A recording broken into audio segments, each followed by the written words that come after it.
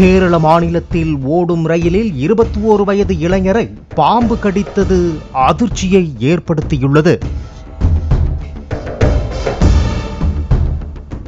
கேரள மாநிலம் குருவாயூர் மதுரை நகரங்களுக்கு இடையே ஓடும் ரயிலில் நேற்று தென்காசியைச் சேர்ந்த 21 வயதான இளைஞர் கார்த்திக் சுப்பிரமணியம் 7ஆம் எண் கோச்சில் பயணித்துள்ளார். அந்த ரயில் ஏட்டுமானூர் என்ற இடத்தில் சென்று கொண்டிருந்த போது நச்சு பாம்பு ஒன்று கார்த்திக்கை கடித்து வைத்துள்ளது. இதனால் அலறிய அவரை கோட்டயம் மருத்துவமனையில் உடனடியாக அனுமதித்தனர். இந்த சம்பவம் கடும் அதிர்ச்சியை ஏற்படுத்தியுள்ளது.